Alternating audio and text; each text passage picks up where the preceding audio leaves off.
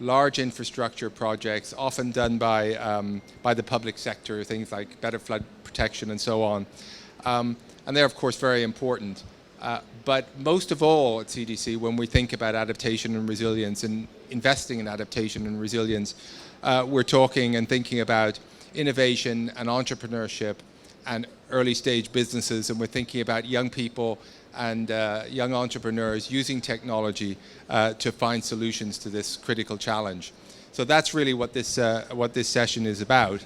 And of course, when we think about climate change, we know a number of things already. I mean, we know that the climate warming and rise in temperature is inevitable. It's locked in just from where we are today.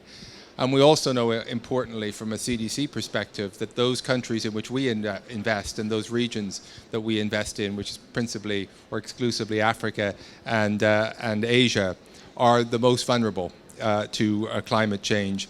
And within those geographies, that women are the most vulnerable part of the population. So we need to find solutions, and in order to find solutions, we're going to need innovation, and we're going to need creativity. We're going to need scale, and we're going to need it quickly. Now, CDC has been investing in supportive development for over 70 years, and we've been long-term, in the past, long-term partners to some of the most successful entrepreneurs across Africa and Asia, and these people who have been able to transform whole industries, whether that's in agriculture or whether it's in mobile phones or whether it's in healthcare. And I'm pleased that over the next 5 years, we have announced in the last couple of days that we'll be investing over £3 billion to fight the climate emergency. Now, some of that, of course, will be in mitigation, but a big part of it is going to be in backing solutions that help companies and help countries to adapt, become more resilient, and that is indeed one of the 3 key pillars of our climate strategy. That will require innovation. That is why we have recently, again at COP, announced a new climate innovation facility, which will be working, we will be investing on behalf of our shareholder, the FCDO, and that will have a total focus on increasing innovation in adaptation and resilience. We recently, a couple of days ago, announced our first investment in that facility in a company called Pula, which does agri-tech insurance in Kenya. So we're very excited about the potential that pool of money gives us to support more venture capital and more technology devoted towards adaptation and resilience.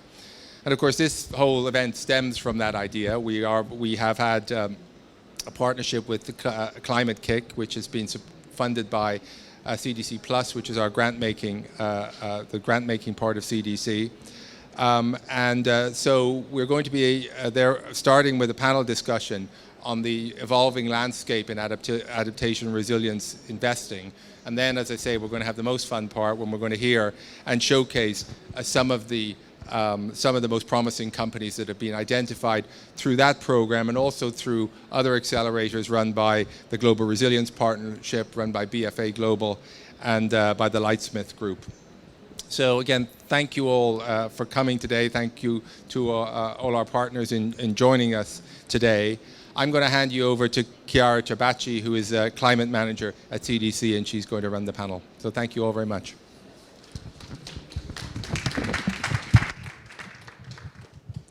Thanks so much, Nick. Thanks so much, everyone. It is a pleasure and honor to be here in person with many of you here, and also several of others that are joining us online today.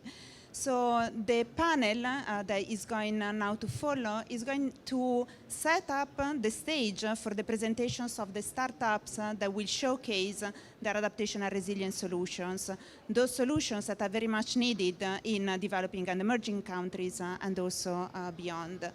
So the goal of the panel is to highlight what is needed in terms of capital, in terms of risk tolerance, in terms of partnerships and technical support to take early stage business ideas contributing to climate adaptation and resilience into viable, scalable, and investment-ready businesses.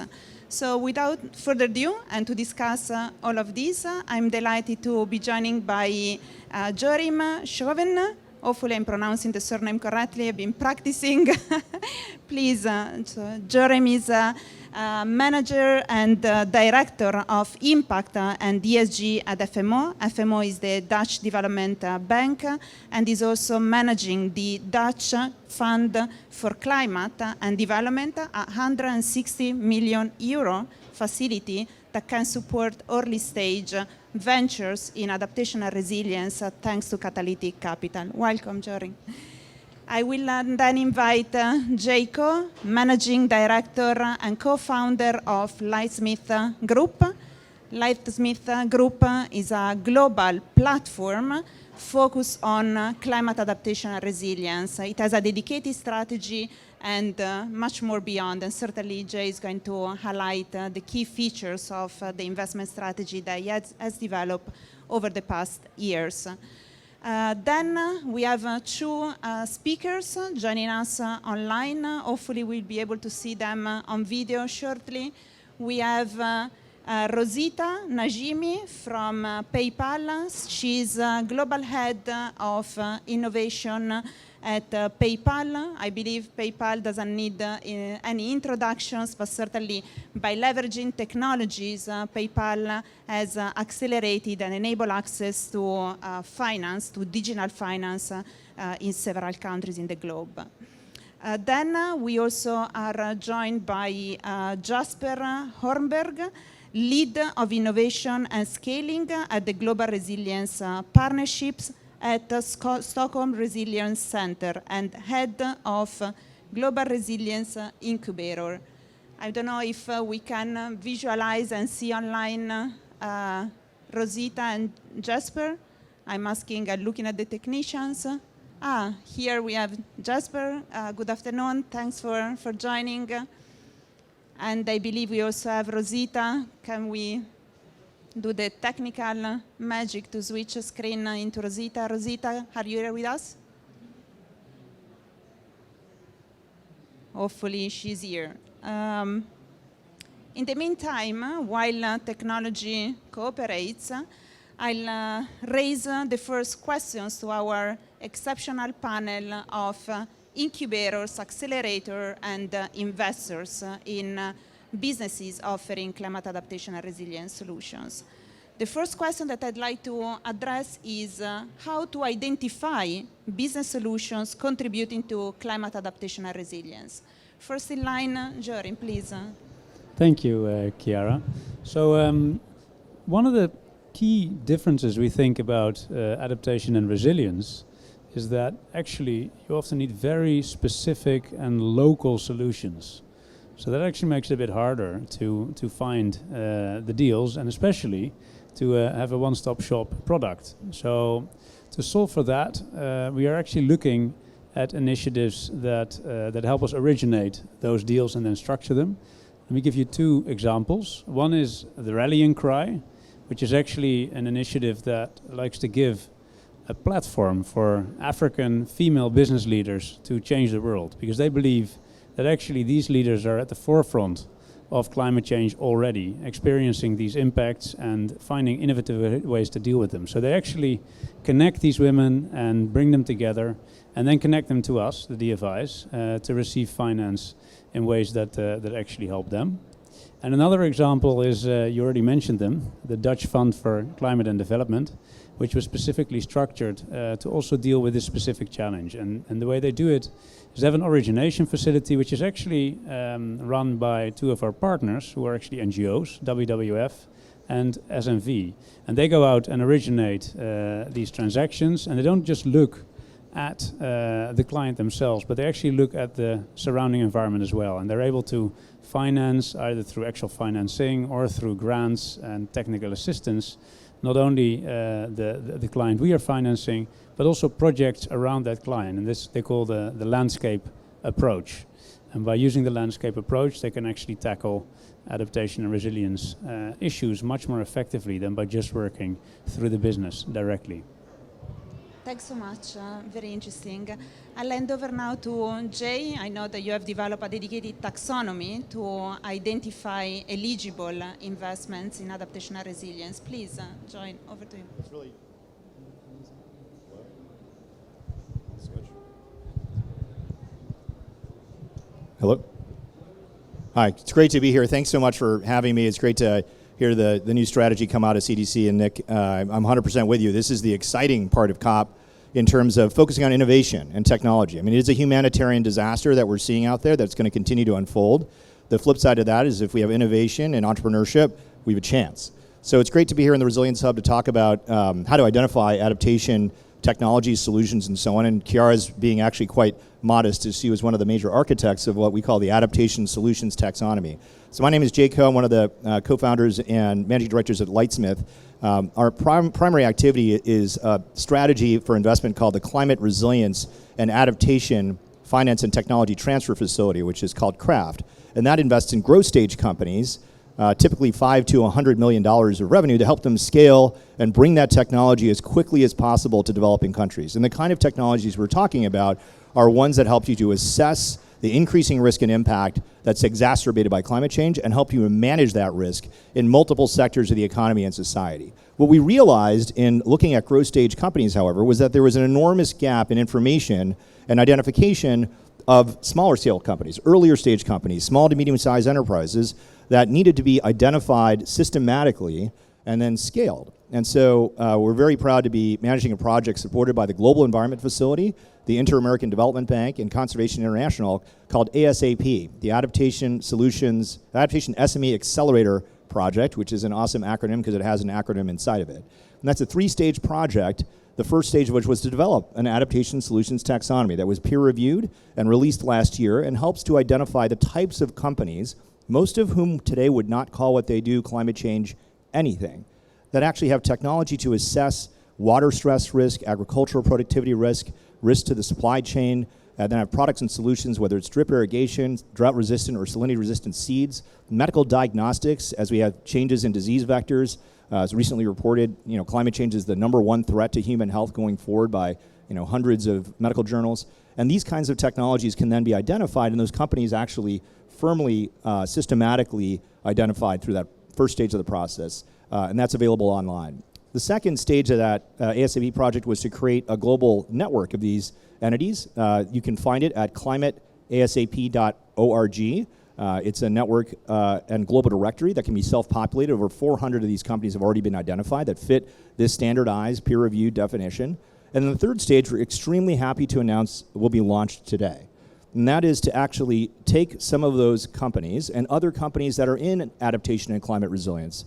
And if you think you have technology that can do this, I would encourage you to look at those definitions and to consider applying to the third stage, which is acceleration of those companies. One of the interventions that we can do here is to take those companies and incubate them and accelerate them. And we're extremely pleased today to announce that we've selected the accelerator partner for that strategy, which is Village Capital, which since 2009 has worked with over, I think, 1,100 companies globally that have actually scaled up in 28 countries around the world through their Abaca platform that actually helps them to scale up and bring the strategies of accelerating technology and incubating technology to this entire important impact landscape. So what we've done here is partnered with them to provide them with access to the solutions taxonomy, to identifying kinds of companies that are adaptation and resilience technology companies so they can be accelerated to the point where they can actually access project finance opportunities through FMO and other DFIs like CDC, or work with private sector investors like ourselves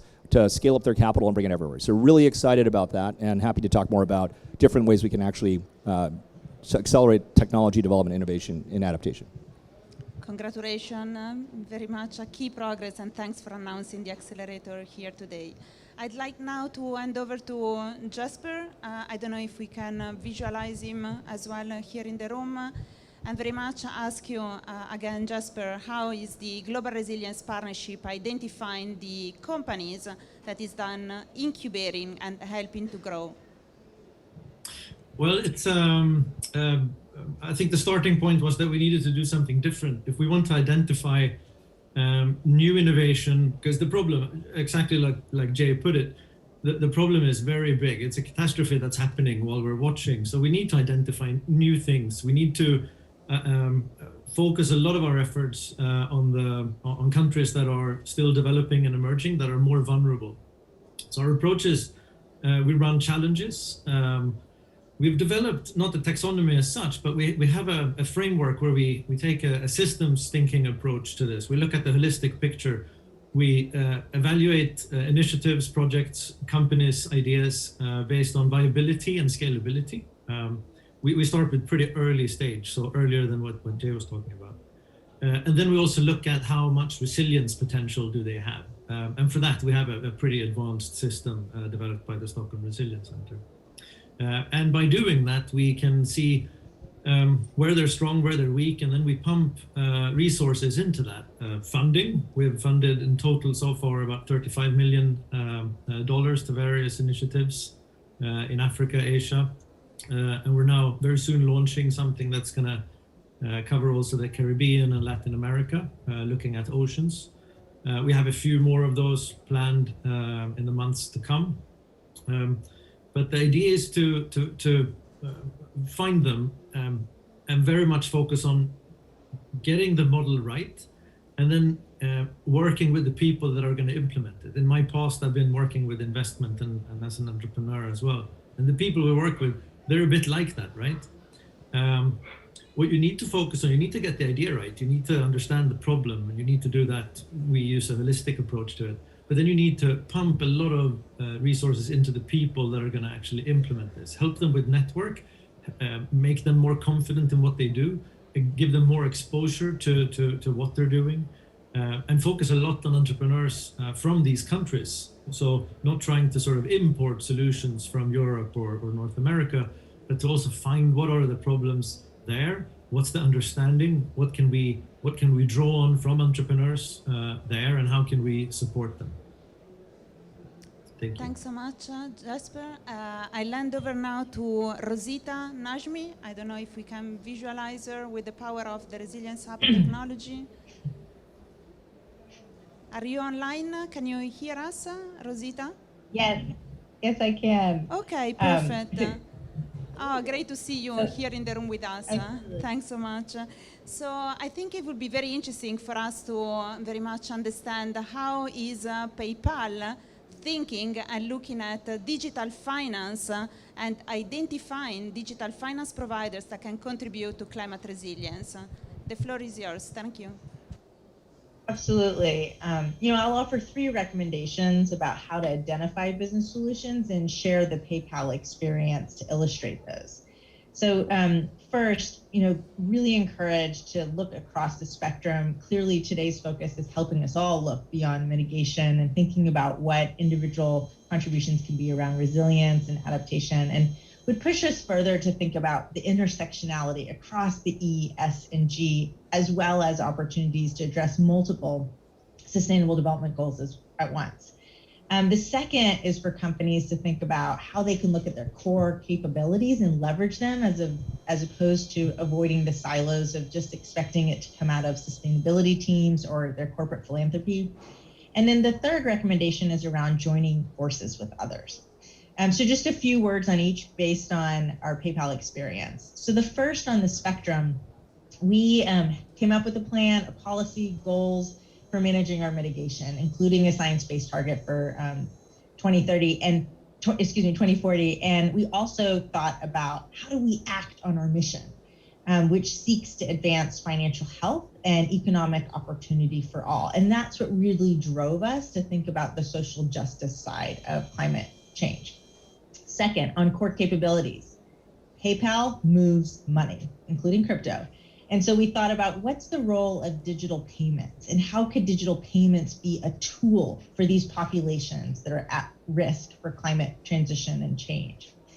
And third, when it comes to doing it on your own or taking a different approach, what we did when we came to set out to develop a strategy is we first looked around for the evidence base and the use cases, and we found very few. And so we decided that part of our contribution was going to be to invest in building that evidence base.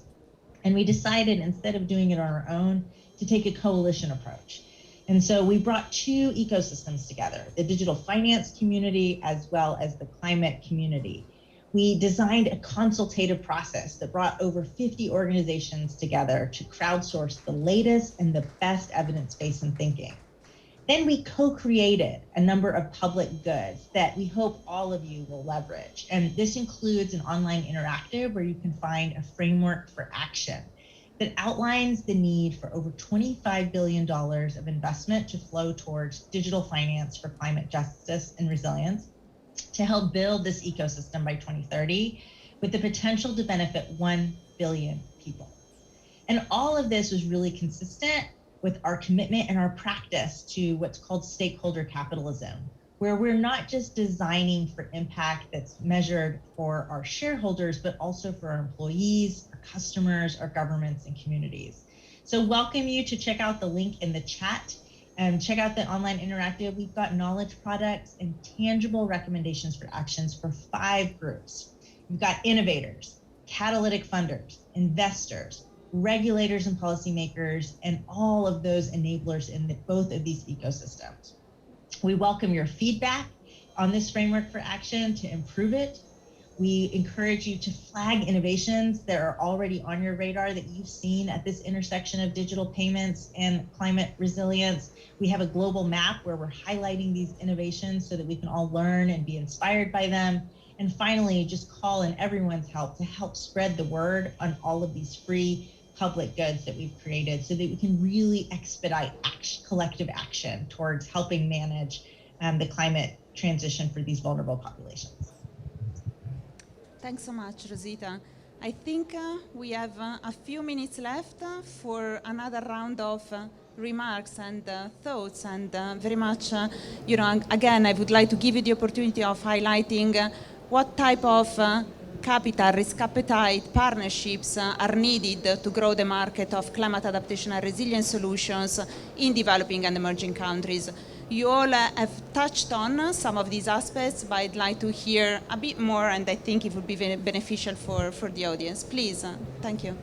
Thank you, Chiara. So, well, I think actually we need all types of capital, especially for this topic. But let me focus today particularly on concessional funding, because I think we're dealing here with a category of investments where uncertainty is extremely high. The impacts are changing almost by the day, and they're getting worse. Climate models are still in development, so you really do need concessional capital to do this well. And a nice example, I think, is the DFCD fund, which are funding in the Mekong Delta in Vietnam, a project where they're dealing with integrated rice and shrimp farming. And there as well, a significant amount of concessional funding goes into the project, both in grants, technical assistance, not only to the client, but also actually to the context around, to make sure that the pressure that is currently on the local delta is relieved, so that the climate impacts that are currently being felt and are probably going to get a lot worse can be managed collectively. So I think concessional funding is by far the most important element for us to bring to the table on adaptation and resilience. It's a key ingredient. Thanks so much for underlining the role. Jay, please. Yeah, I think it's an all-above strategy, right? You need private capital to scale. There's not enough money anywhere in any government to actually deal with the scale of what we're going to face here in terms of a society, both in the net zero transition, but in the world we're going to live in at 1.5 degrees, which would be remarkable if we achieved it, and something absolutely that we should shoot for. It's still incredibly bad, right? 1.1 degrees, we have new definitions for fire tornadoes and gigafires that did not exist before the last 2 years. So what I'm saying here is, what we've tried to do here is create commercial capital strategies where you've got both public and private investors that can actually deploy capital and generate returns. But at the same time, there is room for grants and other activities that can support the deployment of that technology even faster. So the U.S. government, State Department just announced a $2.5 million grant to support the technical assistance facility that runs alongside the CRAFT strategy, together with the Nordic Development Fund's 1.5 billion euro that will launch the technical assistance facility into operations. And it's specifically designed to accelerate the deployment of the types of technologies we're talking about into low-income countries small island developing states, and the vulnerable populations in all kinds of other developing countries. These are the most vulnerable and probably today not the most commercial counterparties that are out there. So in a way, the commercial investment strategy that's represented by Craft and the DFI blended strategy where you're working with private sector investors is designed to prove the commercial expansion case for these kinds of technologies, and we need to do that at scale.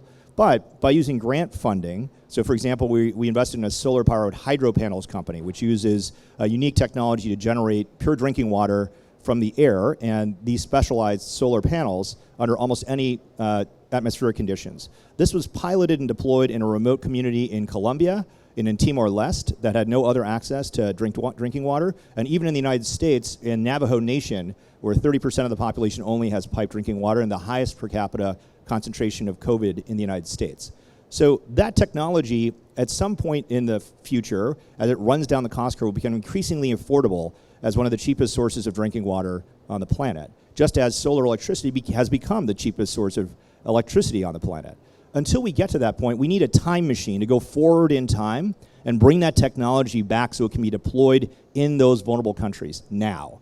And grants can actually help pilot that technology.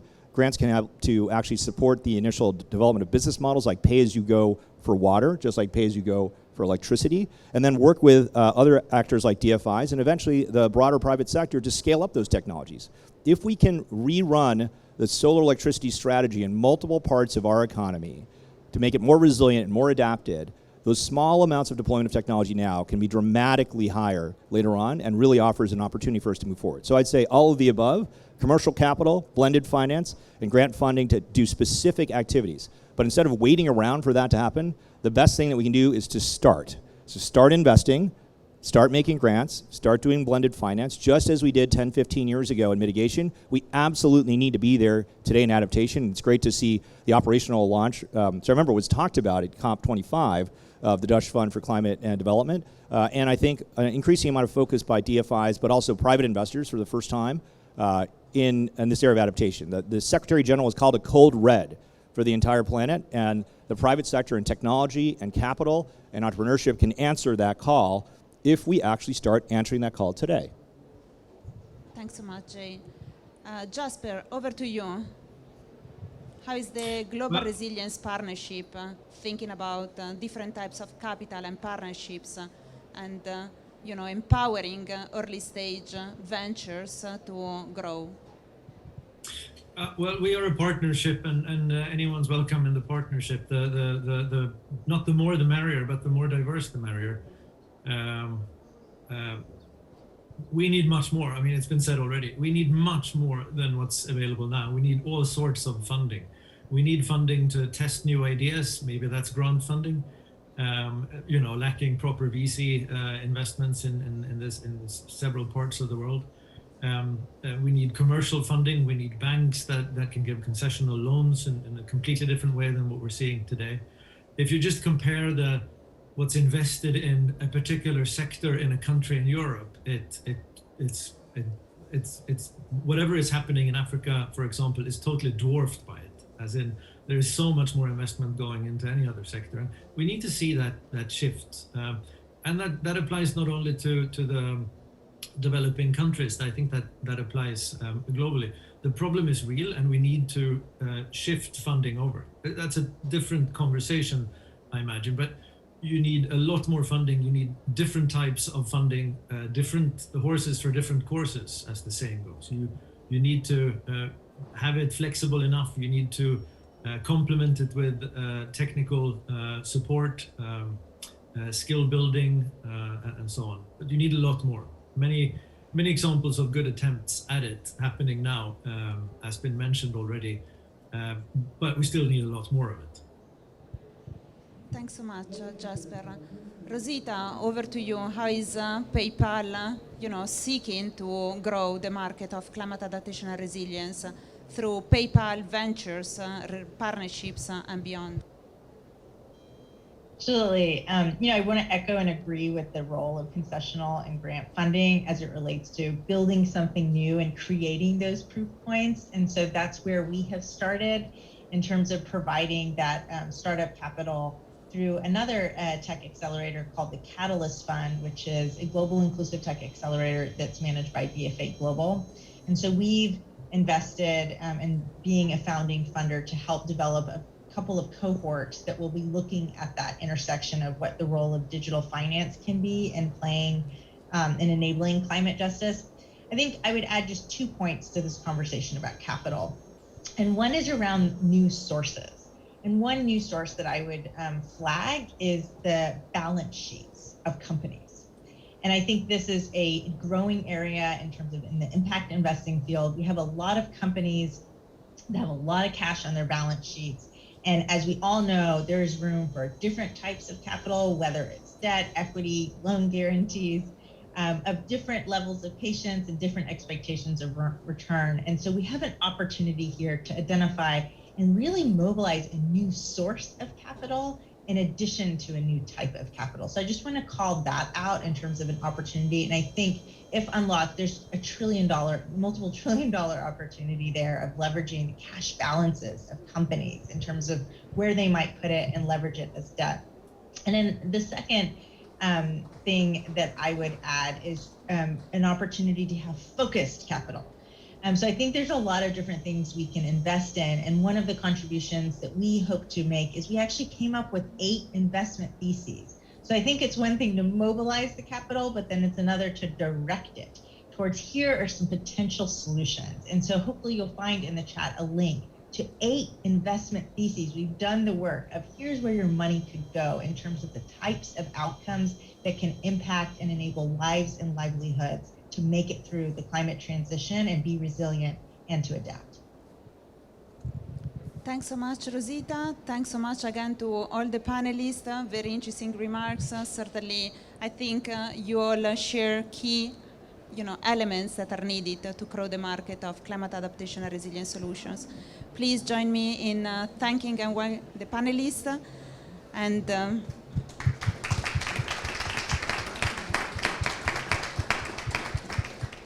thanks so much. I'll hand over to Neil, Global Head of International Markets at Climate Kick, and you will show us the varying variety of startups offering adaptation and resilience solutions in developing and emerging markets. Floor is yours. Thank you. Great. Thank you very much, Chiara. And so as Chiara has very kindly introduced me, I've been overseeing the program that we've been running to support adaptation and resilience startups from a number of countries in Africa and Asia, thanks to the very, very generous support of the CDC group, and also thanks to the very hard work of Chiara and her team to make that possible. We're about to see a selection of some of the most promising startups. Sorry for the feedback. The most promising startups from our accelerator, but also those from the Lightsmith Group, from Global Resilience Partnership, and from BFA Global, and we've tried to provide a nice selection of different types of businesses to show the full range of different investment opportunities that are emerging in this space. What we're going to do is we're going to show 4 videos first from these startups, and then we're going to have a few minutes for members of the panel to provide a few comments and thoughts in terms of their business potential and their impact in tackling climate risk in different locations. And then we'll do a further 4 and repeat that process again. So, without any further ado, can we have the first video, please, which is from Drop Access, an organization from Kenya that specializes in cold chain storage for medicines and foods, and their solution is particularly well designed for communities living in increasingly hot environments, and also for helping healthcare centers and remote communities cope with extreme disaster situations, as you'll see in a second. So, over the past few months, heavy rains has caused widespread flooding in South Sudan. This has affected almost 500,000 people, displaced families, and swept away homes. The aftermath of this has been famine, disease, and utter devastation. South Sudan is just one of the African countries that has faced a climate hazard. Each year, my country, Kenya, faces extreme heat waves and temperatures.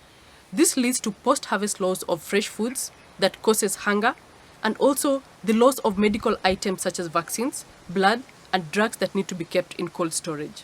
Now, as countries in Africa are ravaged by climate change, The big question is, how do we promote resilience and adaptation among these countries? My name is Nora Magero. I'm the co-founder of Drop Access, and our project Vaxibox is cooling down climate change. Vaxibox is a portable solar-powered fridge that can easily be mounted on a boat, bicycle, motorbike, or even be carried so that food and medical supplies can be safely stored and transported to communities that have been affected by climate hazards. The fridge relies on solar power and a 12-hour battery backup, ensuring that vaccines, blood, drugs such as insulin, and foods are delivered in extremely hot communities while in the appropriate cold storage. The fridge can also be put on a boat or a water raft to deliver food and medical items to families and individuals that have been marooned by floods. Vaxibox can potentially help over 30 million people in the whole of Africa. In order to do this, Drop Access is seeking technical and financial support from partners to develop our fridge further into a robust design that meets more requirements of the healthcare and food sectors. Afterwards, we will expand our production capacity to manufacture more fridges that will serve the Kenyan market as well as the whole of sub-Saharan Africa.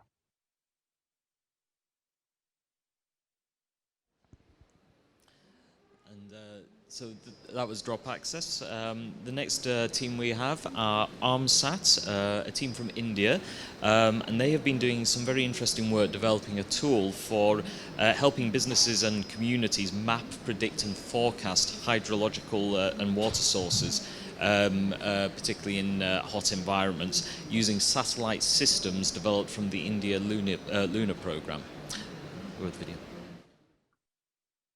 Namaste.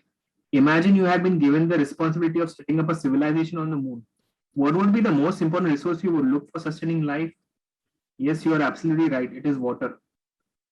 Considering the moon to be an arid place and using the same motivation behind the technology that was used to discover water on the moon, we shall see how this technology can be used to locate the smallest droplet of water present underneath your feet. Isn't this something wonderful? Isn't this something unique? Welcome to the Internet of Groundwater. Welcome to Armsat. Hunger, poverty, water scarcity, and farmer suicides are on the rise again, and climate change continues to affect millions of people today. In India, 89% of groundwater is consumed for irrigation purposes. Out of the total irrigated land, 98 million hectares of land is under the influence of drought. Although there are many problems associated with different stakeholders in the groundwater industry, for marginalized farmer groups, FPOs, and NGOs, it is essential to understand, firstly, where to find groundwater, and secondly, how to improve quality of existing groundwater. Since our goal is digitalization of groundwater resources, all we require from our users is Google location of our client's land, which is sent to us through WhatsApp. We deliver to your door precision-driven, AI-enabled, satellite-based groundwater hydroanalytics. Armsat evaluates the dynamic interactions between land, air, and water to determine the best possible spot for locating groundwater. We have unique features that allow our clients to visualize interactive maps with simple, user-friendly, digitally deliverable, remotely accessible analytics of different aspects of groundwater, like the groundwater trend, location, flow, direction, biogeobotanical aspects, etc. As far as agriculture is concerned, without water, there is no agriculture. Therefore, unlike traditional costly and time-consuming survey-based methods used in groundwater targeting, we are able to provide all our services without physically being present on the field. We have a comprehensive set of ground-based, UAV-based, and satellite-based radar ecosystem. Most of the solutions in the market are focused for groundwater detection, but research has given us the power to carry out predictive analytics and forecasting abilities, unlike any other solution present in the Indian market. In the state of Maharashtra and India, despite the use of conventional survey-based groundwater targeting methods, the drought area is spread across 1.9 lakh square kilometers of land. By incorporating Armsat solutions into the existing ecosystem would improve basic socio-economical and water demand and supply by enabling an equitable distribution of water resources due to more accurate groundwater forecast and more precise use of underground water resources. Having undergone ideation, brainstorming, and market research, we are happy being mentored and supported by Climate Launchpad Europe, which has helped us to build our foundations throughout the inception of our startup journey. As our consistent foundations are built on precision, innovation, and trust, incorporating our services will help build a safer, sustainable, and resilient water infrastructure for the world. Come, join us and be part of our ecosystem. Thank you.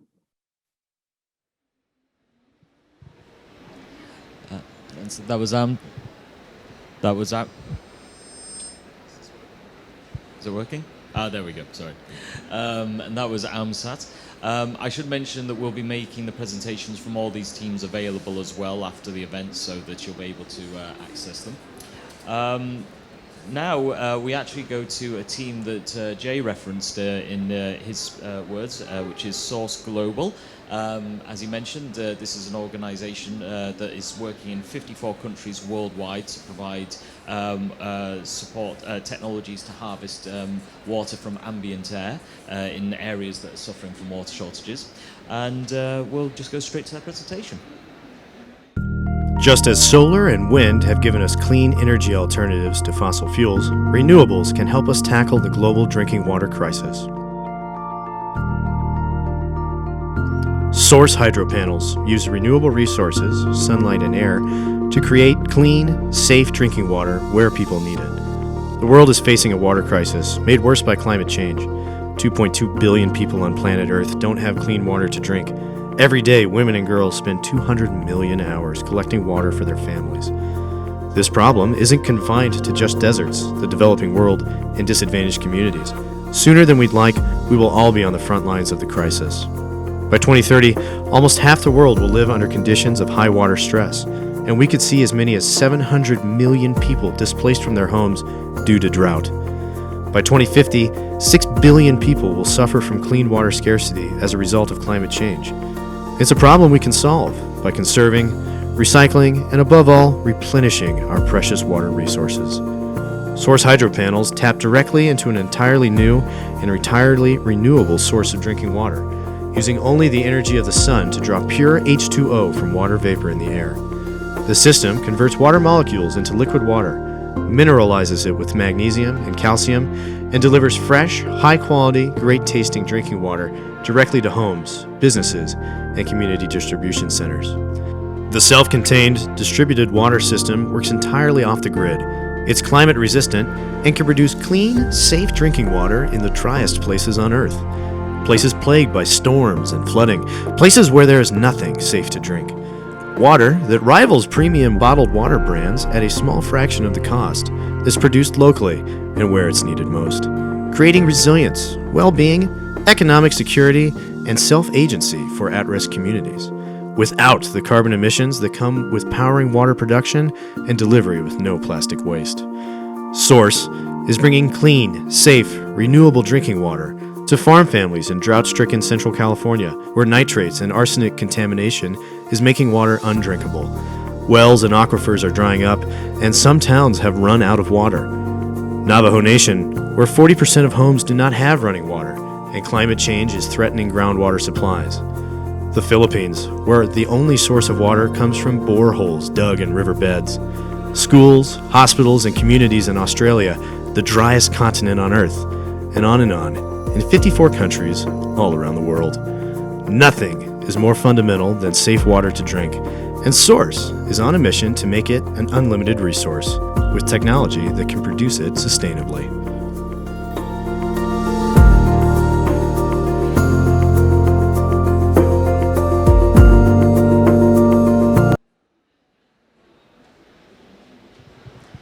Now, back over to India, we're going to see another organization called Cropalytics, which is a company that has built a data analytical platform. Can't speak very well. A data analytics platform for farming companies and for other businesses, particularly decision makers in the insurance sector, in government, and other businesses associated with the agricultural sector to make help make their decisions and investment plans informed by climate risk. Now over to Cropalytics. Indian agriculture, a $400 billion sector, contributes to 17% of India's GDP, but faces the challenge of unorganized and scattered data. Compiling timely, accurate, and high-resolution data is particularly challenging because of small land holdings, where yield varies highly from farm to farm. High dependence upon monsoons and broken supply chains also lead to loss of yield and farm output, for which a farmer is unable to secure the best possible price. Digitizing, Interlinking and consolidating big databases enables technology adoption to increase farmers' income. RMSI Cropalytics is your trusted destination for detailed analytics and information on Indian agriculture. From weather and crop outlook reports, farmer advisory and decision support system for optimum farm management, crop insurance risk management, crop acreage, health and yield mapping, village prioritization for rural marketers, and farmer credit rating for lending agencies. Pincer builds upon RMSI Cropalytics' core ability to assess farm-level crop risk, providing a suite of products to various stakeholders in agriculture sector. For insurers, we have solutions for reinsurance planning, policy verification, and crop loss estimation. Our farmer credit rating solution helps lenders in better management of their lending portfolios. And to enable agri-input company outreach, Pincer provides a two-way communication platform with thousands of farmers on board. In a short time span, we are proud to have mapped all village boundaries in India. We have mapped 180 million farming hectares, linking them to farm ownership data and developed models for more than 20 crops. In 2019, we started estimating crop yields for the Government of India. We won the NASSCOM Award in 2020, geocoded millions of farms and estimated crop risk across the country. In 21, we received the FICCI Award and the Telangana State Award for the Best Farmer Credit Rating Solution. RMSI Cropalytics is committed to its goal of zero. Zero farmer deaths from agrarian distress by making agrarian distress visible to decision makers in near real time. RMSI Cropalytics, no more to grow more.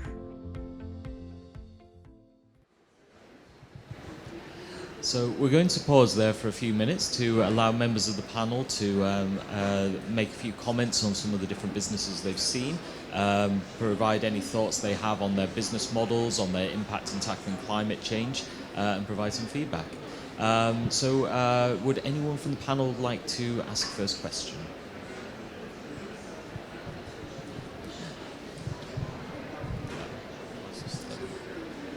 Yeah. So we go over to Jay. Hi. Hello? Oh. Well, it's great to see each of these different technology companies coming forward. You can see how entrepreneurship and technology really is affecting some of the clear climate vulnerabilities identified by everybody from IPCC to Germanwatch, right? You're having flooding and inundation, the drops involved with Armsat really looking at the groundwater stress issues, alternative transformative solutions from source in terms of different solutions and technologies to actually bring water out of the air, and then the fundamental need for data so that we can actually make all our interventions in the agricultural sector dramatically more effective. So I think each of these represents a different approach in entrepreneurship. Some of them are obviously later and earlier stage than others, but you can start to see how if you start to focus on these key vulnerabilities as a starting point, you can find the technologies that can start to answer them. And to the point that was made by the folks at PayPal, each of these then has financial implications, whether it's underwriting the risk or lending to farmers, producing better sets of outcomes in the water area, where that can be financed as pay-as-you-go water, like pay-as-you-go electricity. And all these solutions, I think, have those kind of commonalities to it. So it's great to see this range of different possible solutions against clear vulnerabilities identified by the IPCC and others. Thanks, Jay. And can I turn to Jorim next to say a few words on what he's seen? Sure, yeah. Very, very exciting to see these creative ideas from these various businesses. The lens I was taking to my watching was scaling. So, what do we need to do to scale these ideas? And I guess I have a few questions that I would ask the business owners there. So one was I was really struck by the data companies, and particularly the first one mentioning no site visit needed. I think that's an absolutely crucial element to scaling these kind of solutions. So I'd be interested to hear actually from them also what solutions they have to make sure you don't have to do site visits.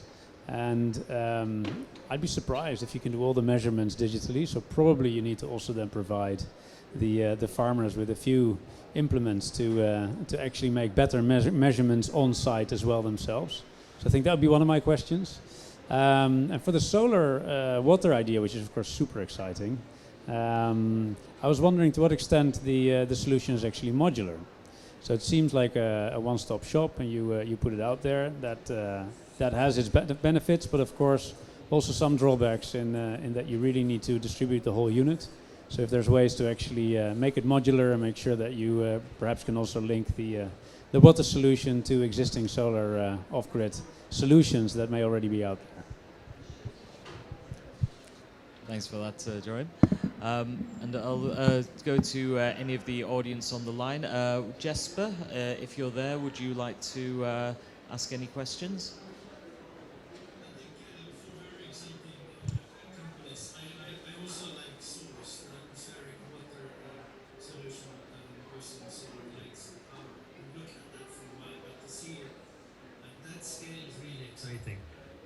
For all four of them, I would have questions around what model do you need to scale this, and how do you ensure that you build good resilience implementing it? Because water is a major source of power and can be devastating if it's in the wrong hands. So how do you implement and roll these things out in the communities and so on?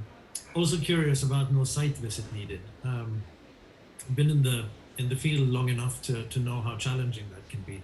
But if that is possible, that would be super interesting to see.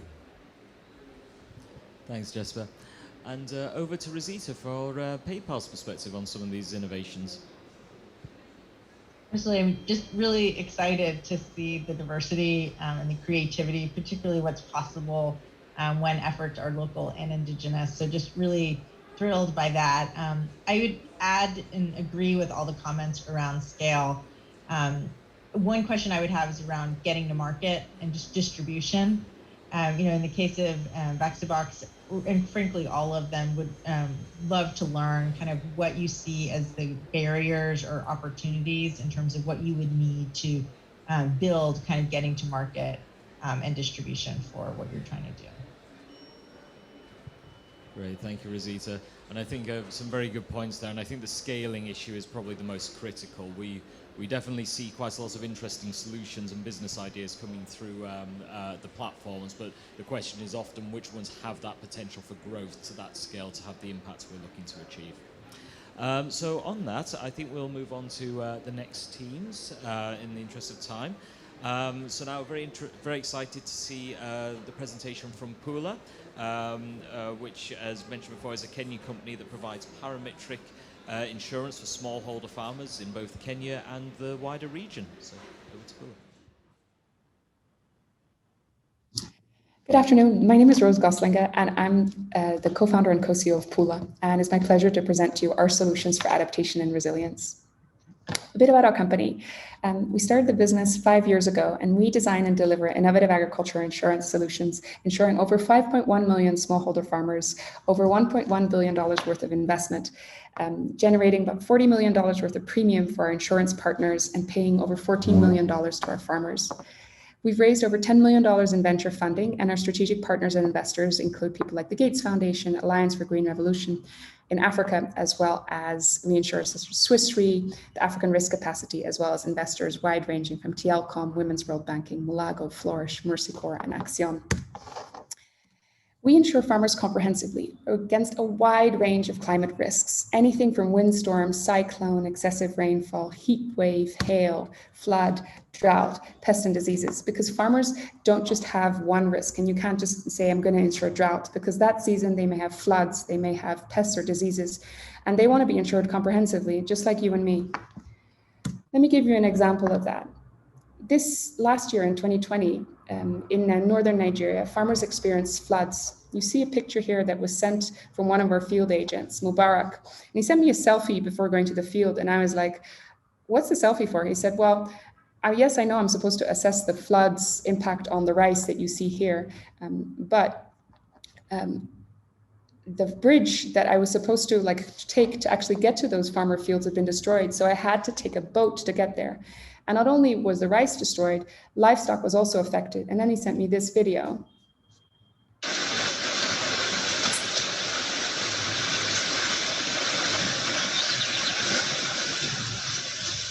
So in this case, the flood didn't just destroy the floods, or didn't just destroy the rice and the bridges, but also drowned a lot of cattle in that area. That same year, the north had floods, but the south of Nigeria experienced droughts. So how do we do this? How do we make this happen? How do you ensure against such a wide range of climate risks? We split the country up into agroecological zones or districts. And then during the season, we might monitor for in-season floods or typhoons. At the end of the season, we do a full range of yield assessments. And if the yields are below the historical benchmark, then we pay all the farmers in that particular location. What's our potential for scale?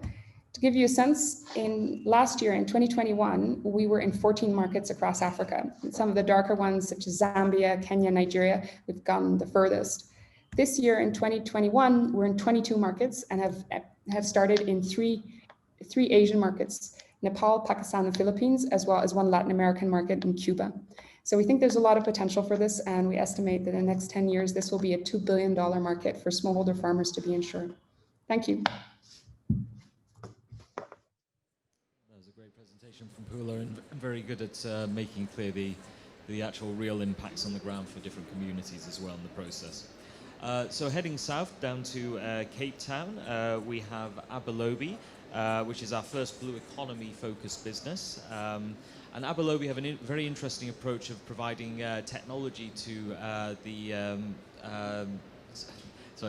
fishing sector, fishing communities, to help them build their resilience to different climate impacts and strengthen their businesses more broadly in the process. Hello everyone, I'm Greg Duggan from the Cape Town-based startup Abelobi. I'd like to take you on a brief dive into the small-scale fisheries sector and propose an innovative intersectional approach to building climate resilience in underserved communities using a combination of training, market access, and technology. The take-home I'd like to leave you with today is that building climate resilience requires greater emphasis on building social resilience, particularly in those communities disproportionately affected by climate change. Rather than offering short-term mitigation strategies or climate-proofing infrastructure, or even purely environmentally focused initiatives, then we need ground-up solutions that start small, account for people's lived experiences, and build their capacity to adapt and deal with change. So why small-scale fisheries? Well, the sector accounts for more than 60% of the total global seafood catch annually and employs roughly 60 million people globally, with that number swelling to more than 800 million people when we factor in pre- and post-harvest activities. So it's clear that small-scale fisheries are in fact a major contributor to both food and income security worldwide. And yet, despite their importance, many small-scale fishers remain left out of sustainable development initiatives, and most are disproportionately affected by climate change's impacts. Understanding and predicting climate change stresses and impacts on fisheries is extremely complex. We know about rising sea levels, more severe storms, and the impacts of temperature increases on ocean acidity and coral reefs. But there remains a paucity of data concerning the smaller, less perceptible shifts at the level of the coastal fisheries. In the absence of data and targeted adaptation strategies, we need to experiment with practical solutions that make sense for small-scale fishers and that build both resilience and adaptive capacity from the ground up. Cue technology and training. The program we run uses simple digital technologies that self-empower fishers to disrupt supply chains and connect directly to markets, significantly enhancing their capacity to weather the storm of climate and marine-related changes. Our technologies are co-designed with fishers, meaning they're developed from the outset with their context and interlinked challenges front of mind. These systems enable data collection in the first mile of the value chain, and we combine them with fishers' personal accounts of their coastal fisheries, communities, and environments to create a story that we refer to as Fish with a Story. But these systems also have a secondary, less expected benefit, allowing us to collect valuable traceability and climate change data at ground level from those who experience it daily. This innovative and intersectional approach offers a different layer of resolution to conventional climate change data and also taps into the notion of financial and technological inclusion, which in turn speaks to social resilience and adaptation. Through the implementation of accessible, affordable, simple, and connected tools, we now have the opportunity to self-empower the underserved. The provision of tools, market access, or any combination of other platforms, however, are not always enough and must be underpinned by real learning and capacity building amongst the users, in this case the fishers, if they are to truly benefit from them. To this end, we offer fishers and fish workers access to a broad array of training materials aimed at enhancing their financial and technical literacy, as well as organizational development, before they even engage with the technology. In summary, while we certainly need to think big, we have to start small and local, exploring the environmental and social intersects, and experimenting and building in a participatory manner from the ground up. Thank you for your time today. We love to talk to new people, and I really encourage you to please get in touch. Thank you.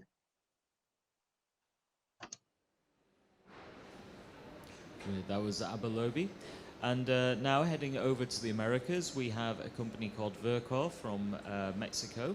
Now Vercor have built a fintech platform to help build the resilience of the agricultural sector to a range of different climate impacts.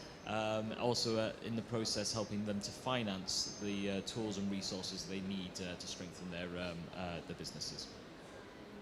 Agriculture in Latin America is like jumping 50 years back on time.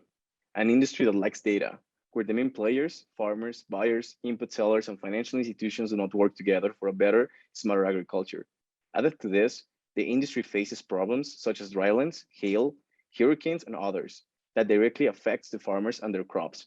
And without the correct inputs, farmers cannot handle those problems, an inefficient industry of $150 billion. That is why Vercor created a farmer-centric ecosystem, aiming at formalizing the cash flows of the industry and impacting the climate resilience of smallholder farmers. Through the Vercor solution, farmers can get all the inputs and services they need for their productive cycle on credit, paying back with their crops. With this simple but innovative digital solution, we bring to the farmers high-quality agro inputs that directly impact on the efficiency and yields of the fields. By applying the correct inputs, farmers are able to protect their crops against bad weather conditions or unusual plagues. For a farmer, it is crucial to have the right inputs at the correct time. Unfortunately, the farmers face high liquidity problems, but with Vercor, the farmers can get access at any time to any input they need, without worrying about liquidity with the help for credits. For every client, Vercor includes a support service. Vercor agronomist engineers that offers 24/7 administrative and technical support, allowing us to share weather information for them to get prepared at any time for any possible catastrophe, and the correct suggestions for the farmers to implement in their crops the adequate input to prevent any problem caused by climate, or on the other hand, to protect their crops after the struggle of weather. Weather insurance adoption. Insurance is one of the most important inputs for farmers. It does not only protect the crops, but safeguards the farmers' finances. Vercor implements a weather insurance on every credit placed. But not only this, with our support, we help the farmers throughout all the process of hiring and correctly claiming the insurance, ensuring a cycle fully protected against any weather condition. And last but not least, through our machinery credits, we technify the fields. For example, with irrigation systems, farmers drastically decrease the water consumption and allow them to sow even during the dryland periods. Today, Vercor has impacted the agro by placing $3.3 million in credit among 600 farmers in Mexico in just 18 months of operations, and duplicating the weather insurance usage among our clients, technifying with irrigation systems more than 3,000 hectares among smallholder farmers in the country. Vercor has a tested product market fit and recurring happy customers, but we want to grow faster. We want to make more impact, and that is why today we're raising our seed round of $2 million, so that together we can make a big impact among smallholder farmers in Latin America. Thank you very much.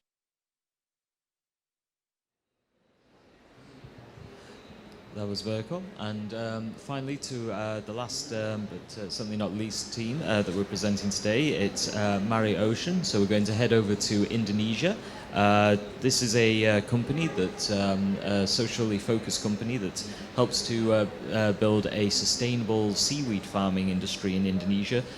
In the process, helping to strengthen both the resilience of the sector and the coastal communities in the region that it's operating in. So. Seaweed has received global recognition as a holistic nature-based solution to climate change. It offers substantial ecosystem services such as carbon dioxide removal and biodiversity gains, and presents vast opportunities to decarbonize entire sectors through innovative industrial applications. Indonesia plays a leading role in the seaweed industry, with over a third of global production share. However, the existing value chain is complex and fractured, leading to instability for more than 250,000 households that derive their income from seaweed farming. Coupled with rising climate risks such as marine heat waves, extreme rainfall events, and ocean acidification, Indonesian farmers are facing widespread disruption and loss of income. Mari Oceans works to rebalance, simplify, and optimize Indonesia's seaweed sector through transparency, connectivity, and scale. The Mari model creates replicable governance structures, fostering innovation, stability, and growth to empower coastal resilience. Through consistent supply of optimal seed stock, cultivated in sensor-enabled growing environments, Mari farmers can demonstrate quality provenance through digital mobile technology. Accessible data insights further enhance operational practices, transitioning away from artisanal methods to create improved commercial outcomes across the value chain. Leveraging cooperative structures enables reinvestment in the model, which in turn drives further value for coastal communities. Mari's values are rooted in openness and collaboration, continually reaching outside of its bounds to partner for impact. The organization is seeking investment to rapidly accelerate beyond its pilot site in Bone, South Sulawesi. With effective financial and technical support, Mari will produce 64,000 tons of seaweed a year by 2023, generating revenues in excess of $10 million, whilst also safeguarding financial resilience for over 1,000 farmers and delivering a range of local, ecological, and environmental benefits at the same time. Mari are resolutely committed to accelerating sustainable growth of the sector and driving the necessary action to help tackle food security, biodiversity loss, and climate change. Join us on our journey and help us make the difference.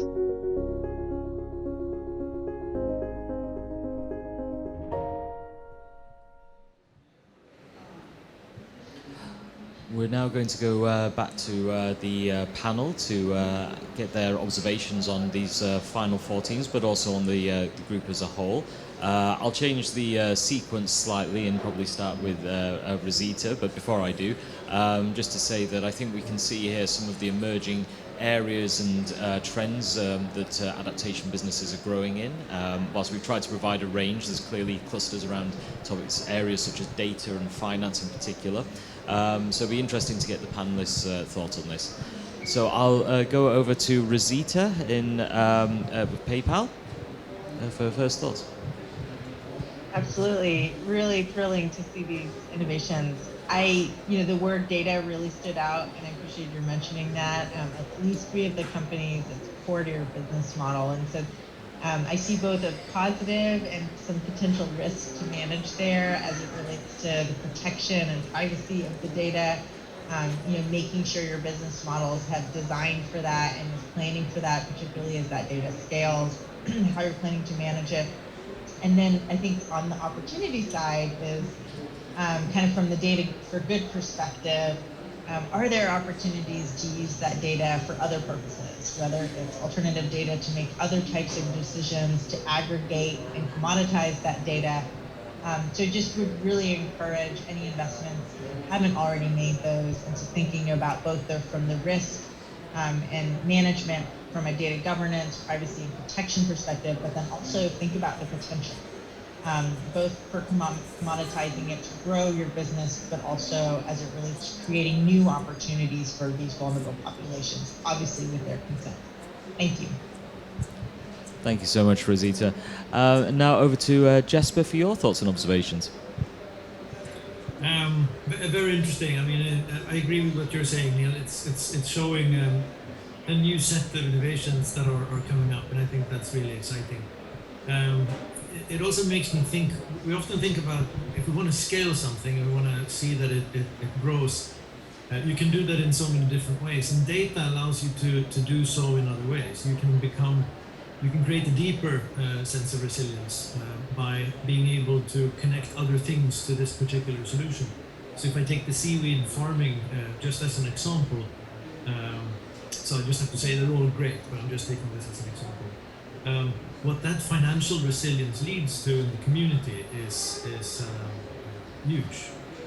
And I think exploring those things, allowing that deeper sense of resilience to get a foothold in those communities. It's about, ultimately, it's about dignity, right, for these communities, being able to decide for themselves, having the power to decide for themselves and not being dependent on others, but to be able to decide for themselves, not just to survive, but to actually thrive and prosper.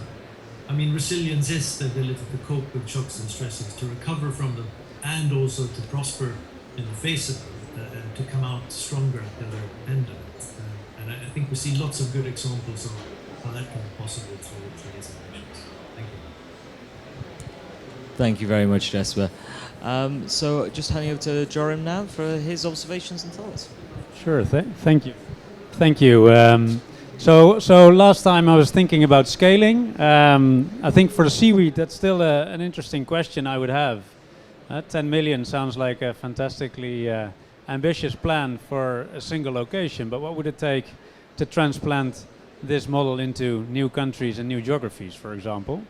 For the others, I took the lens this time of depth. So when we talk scaling, we've got reach, but how do you get depth? How do you get relevance for the individual farmers? And I think especially these data models, almost by nature, you've got scaling, but how do you make it really effective for the individual farmers, the data that you need locally?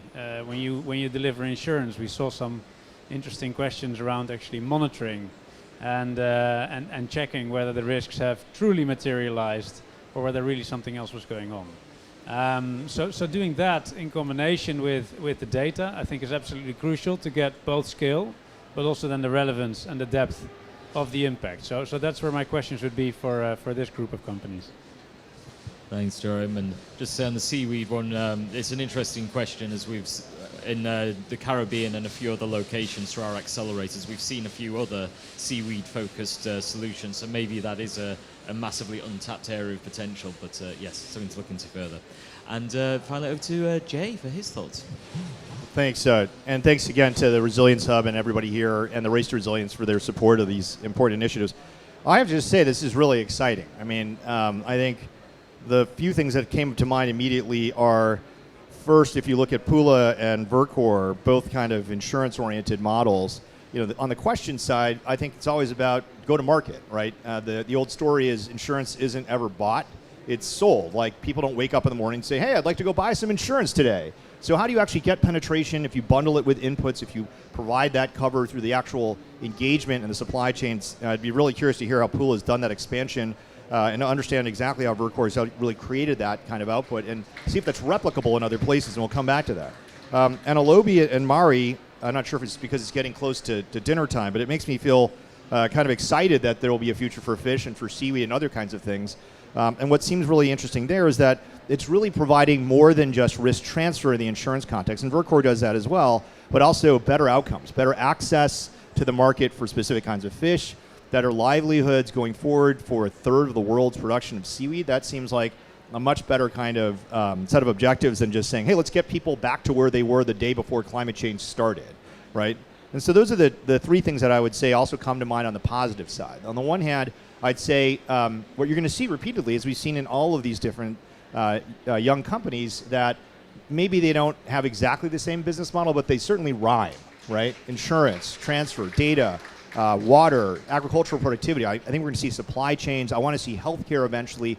I want to see that, and I think the value of this kind of resilience hub and the race to resilience and programs, hopefully like ASAP and like the kind of digital future on the currency side and on the financial side, is really bringing together these great innovators from all over the planet who are facing very similar challenges in very different markets, and having them understand and learn from each other in that situation. So having that connection, I think, is really critical. The second thing is, I think that this shows you what the private sector really wants, which might be different than the development world sometimes thinks, which is better. I don't know how to say it. It's a better outcome. It's not just restoring people to the day before climate change got impacted, but having a better set of agricultural lives and livelihoods, having more nutritious kinds of outcomes there, better health outcomes for people. Adaptation, that's what's resilience, is not just about saying, as soon as you get you back to the day before climate impact happened, then all the rest of it's the job of sustainable development. We're going to live in a single world going forward, and entrepreneurs are driving towards that future and generating better sets of outcomes. So I think that's what's really exciting about that.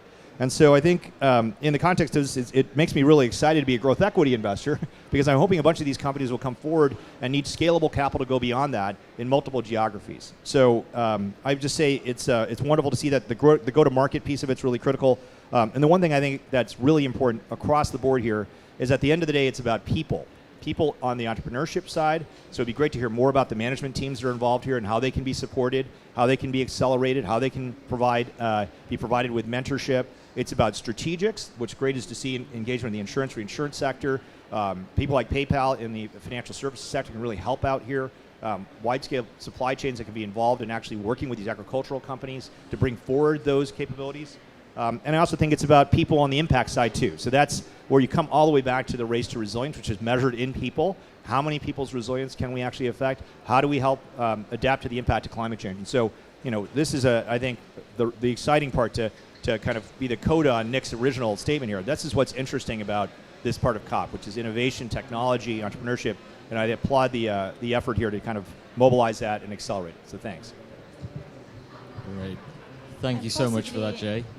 Very final, quick comment. I mean, I have my colleagues here from CDC and particularly Tatwin, Edum, that has been very much supportive of the overall work. And is monitoring the chat and basically wanted to highlight that the startups joining us remotely today are very much thanking all of us and the Resilience Hub for giving them a voice, for bringing them here in Glasgow, even though they couldn't be here, physically. So again, the remote chat and the power of technology is enabling us to, be with us. Thank you. Fantastic. That's great to hear. So we're pretty much on time precisely, which is great. But we hope we've given you a chance to see some of the interesting and emerging innovations and startups that are coming out of this field, and provided you with a range to give you a sense of where the possibilities for future investment opportunities may lie. I would now like to turn over to Climate Kit's Chief Strategy Officer, Tom Mitchell, to provide a few closing words on this exciting area of development. Thank you, Neil. So yes, my name's Tom Mitchell. I'm Chief Strategy Officer at Climate Kick, and I think we just wanted to start by saying how delighted we are with the opportunity today to be able to work with the Race to Resilience, but also to CDC Group, to Lightsmith, to BFA, and to many others that are making it possible to bring adaptation and resilience startups into this space to be able to offer a vision of what's possible in terms of an investment future. But I also want to just zoom out a little bit here, because I think it's very clear that the challenges that we face now, the code red for humanity, is not going to be solved by any one startup or any one technology. And here we really need to think about what is the landscape and infrastructure that we need to put in place that will allow us to maximize the growth of the adaptation economy, but also most importantly, to have impact on the ground at scale in the communities that matter the most. And if you think across to the mitigation side, an organization like Climate Kick, which is an innovation agency working on acceleration, on incubation, on attracting investors, on building the skills in businesses, the capability of founders to grow their businesses. We've not put in place any of that infrastructure at scale in the adaptation and resilience space as we have in mitigation. And yet we had studies back in 2016, 2017 that said the adaptation economy is already worth in excess of 300 billion at that point and expected to grow at 14, 15, 16% per year. We haven't really monitored the scale of change here, but what we've done through the program, some of which you've seen the results of today, is to start to take a litmus test of what's out there. There is a considerable groundswell of businesses, young businesses and people interested in growing their businesses in the adaptation economy. But they're doing so largely against a landscape which is stacked against them. There are not the accelerators, the incubators, the access to finance, the work that Jay and the team are doing to put in place. It's scratching the surface of both what's possible and what's needed. And in addition to that, we can take a kind of a scattergun approach globally and hope we can spot the high growth emerging scaling businesses. But equally, we need to crowd in solutions in places where they're most needed, understanding that the impact here goes hand in hand with the investment opportunity. And here we need to really tool ourselves up to be able to assess the impact of those businesses at the same time as looking at the potential for investment. And so from a Climate Kick perspective, what we want to do, and this is something that we've taken to the Race to Resilience and has been accepted as one of the Race to Resilience's big transformations that will be announced on the 11th of November, is to start to layer in that support, that acceleration, that incubation, the infrastructure you need to be able to really take this to scale and to think about how, for somebody like CDC Group, wanting to put their money behind adaptation and resilience solutions, we can get to a much, much greater scale very fast. And we can do that in a way that's really going to bend the curve on resilience and the code red for humanity. And so for Climate Kick, we want to go and do that work with many partners here and others, but to also look at the places around the world that are going to be those innovation clusters for the adaptation economy. Where is going to emerge as the leading lights, the growth hubs of the adaptation economy, and can we start to prepare now? In a way that we see in the mitigation space already, we need to do that in the adaptation and resilience space.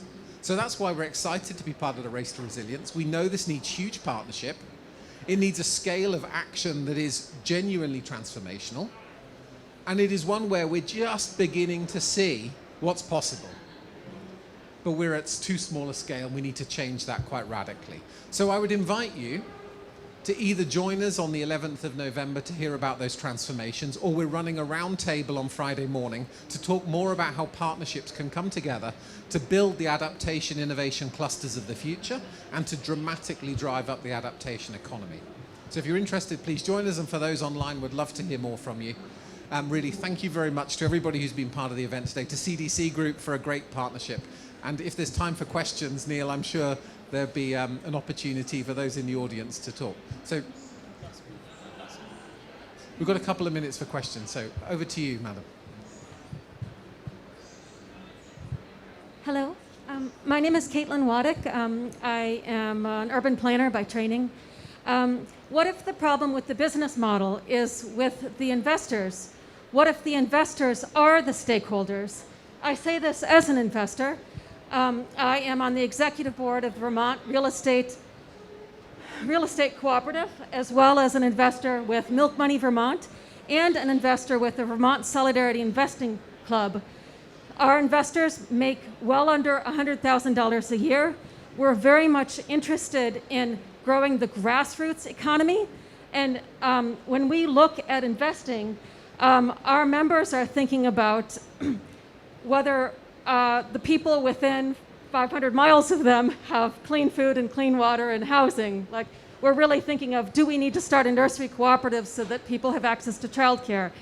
So again, if the problem with the business model is with the investors, that you have outside investors who want 12% return, what if your stakeholders are your investors? What if you're doing, as Rosita said, you have a stakeholder capitalist model where you're doing solidarity investing, and you say, well, oh, those farmers don't have money to invest in themselves and each other.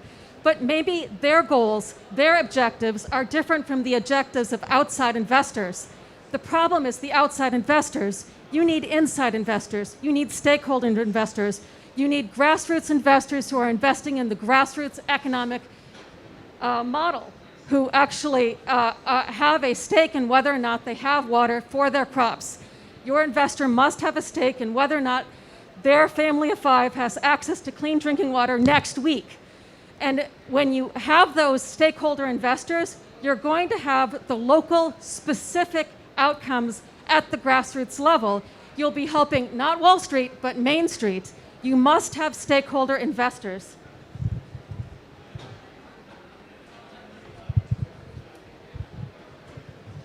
Thank you. Another question? Hi, thank you. Really great panel. My name is Jonathan Phillips. I'm with Duke University. What was really great about this, I think, was that DFIs were in the room and we're talking about a shift in, I think, how climate capital is deployed. And we've seen a lot of DFI projects and utility scale renewables.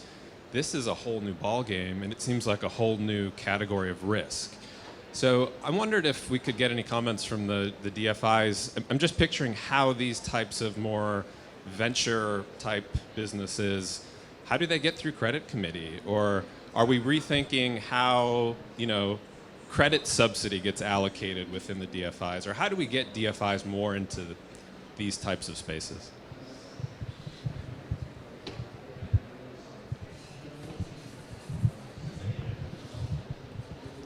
Sure. Yeah. So I guess I can talk to that a little bit.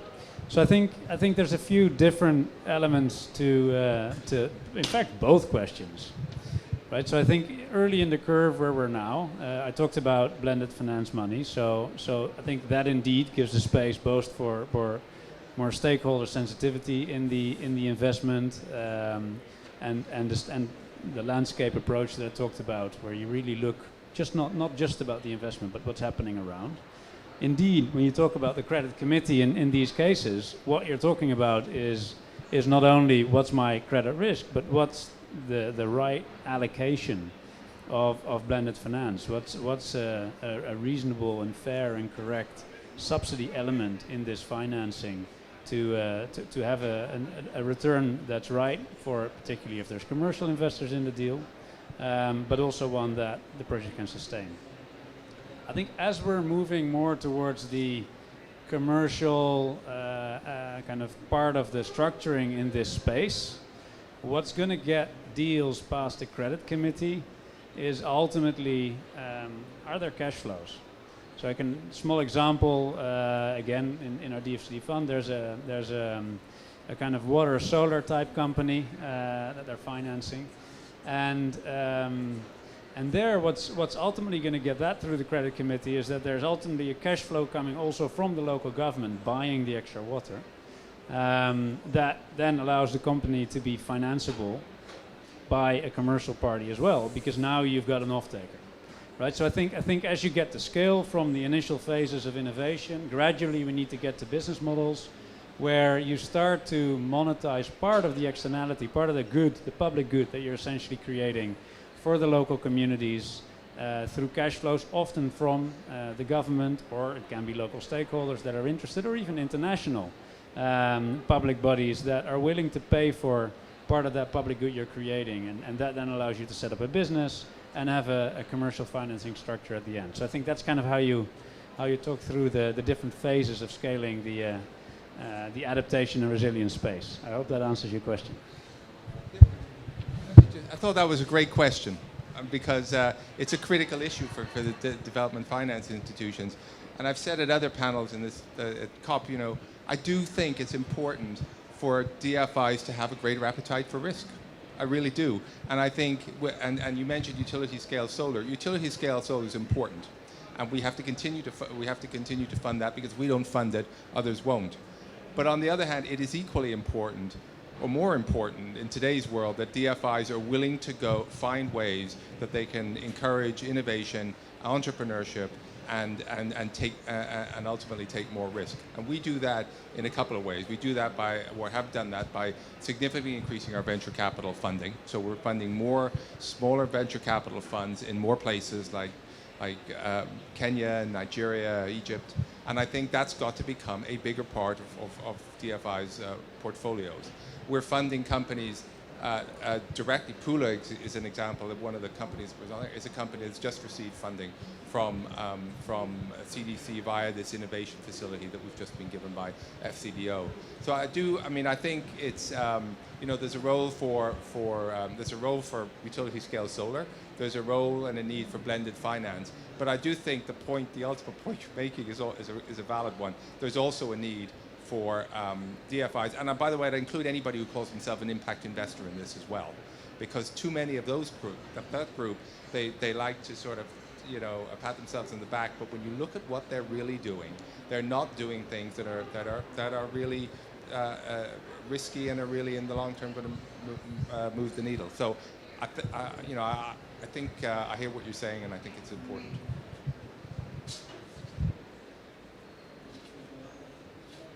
Just one final remark on the point about stakeholder investors as well. I think the point I was making about adaptation innovation clusters is also linked to the fact that if you look at where the most successful clusters have emerged, economic clusters, you have had incredible leadership from politicians, from the public sector in those places to say that we want to be part of that future economy. So take the case of Denmark and Copenhagen. You had significant government leadership to create the type of wind power sector and cluster that has emerged. And so I think in this case, what we need to see are more and more governments acknowledging that adaptation is not just a point of distress and protecting against the worst and just getting back to what you were before, but actually that there is a business opportunity, there is a jobs opportunity, there is one for growth, for well-being, for changing the fabric of that society to be more resilient, and that in itself is a development strategy. And I think if that comes forward, you start to create the local markets, the local demand, the ability to partner with investors in making that change. But at the moment, we have not seen enough governments come forward and say, or enough cities come forward and say, that is our strategy. That is changing. Just look here in Glasgow, you've got a great opportunity now where Glasgow is tying together its Green Deal with its adaptation strategy, with its innovation opportunity. That is what's possible here. And I think that means working at all levels with the full stack of capital, right the way from the international big investors and the DFIs down to the local level as well. But it all needs to work together, and that's the public-private component. Thank you very much, Chiara. Thank you for the panel.